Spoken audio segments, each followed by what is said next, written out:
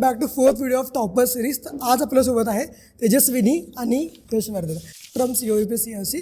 Let's ask them त्यांची story कशी होती, त्यांनी कसं पूर्ण COEPपर्यंत आले from there basic of 11th. माझं नाव तेजस्विनी आणि मी COEP CS मध्ये आहे. मी कराडची आहे. माझं नाव यशवर्धन, मी प्रॉपर मंचरचा आहे आणि आत्ता मी COEP CS मध्ये ऑल इंडिया कोटाच्या थ्रू आलेलो. ओके, तुमचा स्कोअर सांगू शकता CET JEEचा? माझा CETमध्ये म्हणजे मी CET थ्रू आली आहे. 99.53% आहे. 99.53. ओके, तुमचं? मला CETमध्ये 99.7% होते आणि JEEमध्ये 99.49. 99.49. 99.49ला तुम्ही ITs सोडून COEPला का बरं आले? बोर्ड्सवाला क्रायटेरिया फेल झाला ॲक्च्युली. ओके, किती होते बोर्डमध्ये पर्सेंटेज? 74.3. 74. 2 मार्क्स. 2 मार्क्समुळं. ओके, त्यामुळे बोर्ड्स पण महत्त्वाचे. प्रिपेरिंग फॉर JEE आणि CET NEET what ever it is, but तुम्ही ॲटलिस्ट तुमचा जो मिनिमम एलिजिबिलिटी क्रायटेरिया आहे तो जरी फुलफिल 75%. ओके, चला आपण एकदम बेसिक्सपासून सुरू करूया. तुमचं क्लास 11th आणि 12th कसं गेलं ओव्हरऑल? ओव्हरऑल म्हणजे मी स्टार्टिंगला माझा असं फोकस होता की मी JEE करणार, पण मी हळूहळू जसं पुढे जायला लागली तसं मला कळालं की नाही, माझ्याकडून नाही होणार म्हणून JEE. तरी मी फर्स्ट म्हणजे थोड्याच दिवसात म्हणजे 4-5 महिने झाले ना, तर मला कळायला लागलं की नाही, म्हणजे नाही आहे मी त्याला केपेबल. मग तरी पण मी फर्स्ट अटेम्प्ट दिला, पण फर्स्ट अटेम्प्टमध्ये इतका काही चांगला स्कोअर नाही झाला, त्यामुळे मी पूर्ण CET फोकस्डच अभ्यास केला. म्हणजे 11वी नंतर तुम्ही कम्प्लिटली CETच केला. तुमची काय स्टोरी होती? मी 11वी पूर्ण 2 वर्ष JEEचाच डेडिकेटेडली अभ्यास केला. ओके. ॲट द एंड जेव्हा JEE झाल्यानंतर 2 महिने CETच्या पण मॉक टेस्ट दिल्या होत्या, अच्छा. बट मेन फोकस माझा JEEवरच होता 2 वर्ष. CET अशीच द्यायची म्हणून? हां, बेसिकली. ओके, ठीक आहे. सब्जेक्ट वाईज तुम्हाला मार्क्स होता किती होते PCMचे? म्हणजे CETला CETचे मॅथ्सला 99.35 होते आणि केमिस्ट्रीला 99.97 आणि फिजिक्सला 98.27. मार्क्स सांगू शकतो तुमचे किती 200 पैकी? 200 पैकी मला 150 होते वर. 150. ओके, तुमचे मार्क्स? माझे अराउंड 158-60 काहीतरी होते, लक्षात नाही मला. ठीक आहे, चला आपण स्टार्ट करूया. बेसिकली एवढं सांगा ऑडियन्सला, आता डिसेंबर संपला, वर्ष संपला आहे, जानेवारी सुरू झाला आहे आणि आतापासून थोडी भीतीचं वातावरण सुरू होतं बोर्ड्समुळं, JEEमुळं. CET पण लगेच येणार आहे. तर फिजिक्स, केमिस्ट्री, मॅथ्स प्रिपेअर तुम्ही कसं केलं तुमच्या वेळेस सेपरेटली? सेपरेटली केमिस्ट्रीसाठी म्हणजे मी तर पूर्ण CETचा केलेलं, त्यामुळे CETसाठी मी पूर्ण HSCची बुक म्हणजे रेफर केलेली पूर्ण, म्हणजे रीड करून आणि टार्गेट. आणि मॅथ्ससाठी पण टार्गेट यूज केलेलं आणि फिजिक्ससाठी आम्हाला ॲलनचं आणि नीट प्रेपचं मटेरियल द्यायचे ते मला, आणि लास्टला PYQ सॉल्व केलेलं. मी JEEबद्दल सांगतो तर पर्टिक्युलरली मॅथ्ससाठी स्टार्टिंगपासूनच PYQ सॉल्व करण्यावरतीच फोकस करा. ते होत नाही स्टार्टिंगला, पण PYQ शेवटपर्यंत जर रिपीटेडली आपण करत राहिलं, त्यांच्यावरती जास्त फोकस केला तर होऊन जातं काम, आणि PYQच्या पॅरलली सिंगेज करू शकता तुम्ही. देन फिजिक्ससाठी पण सेम सिंगेज पब्लिकेशनच्याच बुक्स बेस्ट आहेत, त्याच फॉलो केल्यात मी 2 वर्ष. आणि त्यानंतर केमिस्ट्रीसाठी श्री बालाजी पब्लिकेशनच्या ऑर्गॅनिक, इनऑर्गॅनिक, फिजिकल तिन्हींच्या बुक्स आहेत, तिन्ही बेस्ट आहेत, त्या शेवटपर्यंत फॉलो केल्या. आणि प्लस NCERT केमिस्ट्रीसाठी मी तरी नव्हतं केलं ॲक्च्युली, बट ॲटलिस्ट इनऑर्गॅनिकसाठी तरी NCERT मस्ट आहे. NCERTची लाईन टू लाईन क्लिअर करायची. Okay, that was all about books. तर बघा, एक कॉमन क्वेश्चन होता, तुम्ही पण तो फेस केला असणार आहे, की आपला चॅप्टर कंप्लीट केला आपण, फॉर एक्झाम्पल कुठला पण chapter, after that question solve होत नाही, तर how to deal with that?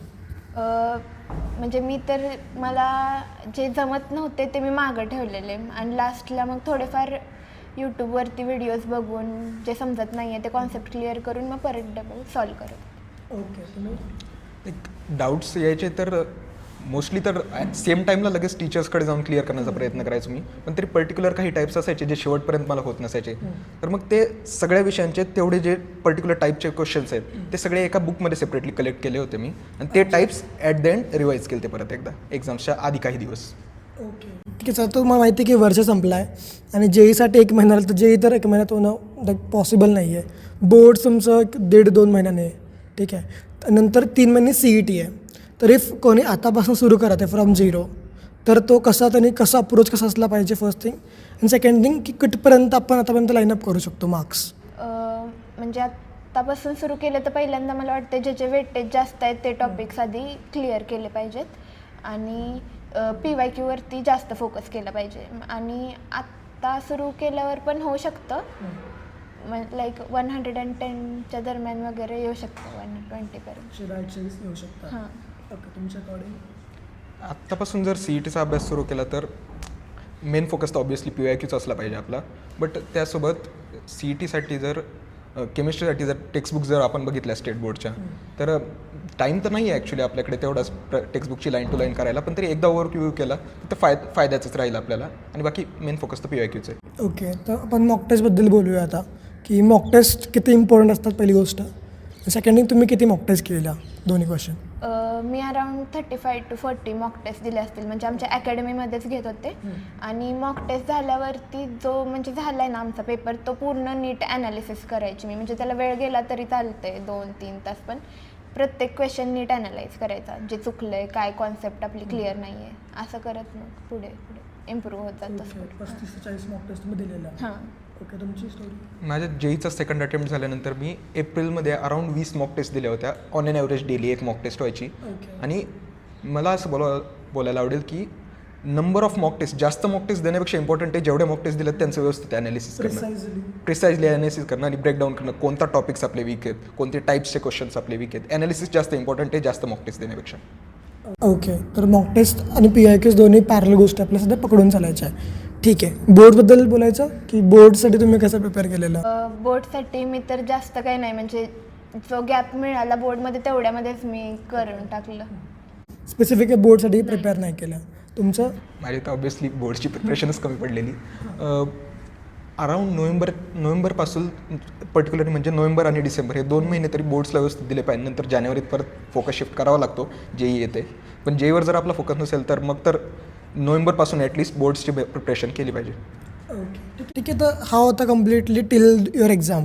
ठीक आहे, तर एक्झामनंतर काउन्सिलिंगचा टॉपिक येतो. तर तू तर काउन्सिलिंगमधलेच आहे, तुला काउन्सिलिंगमध्ये हेल्प झाली?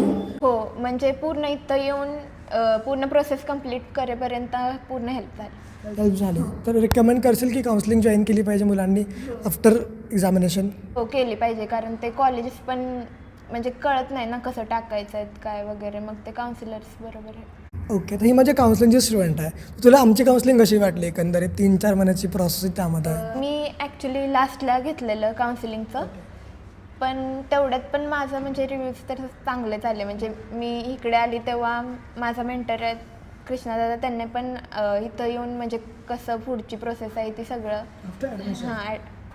हे केलं, गाईड केलं. ओके, तुम्ही लावली काउन्सिलिंग कुठे?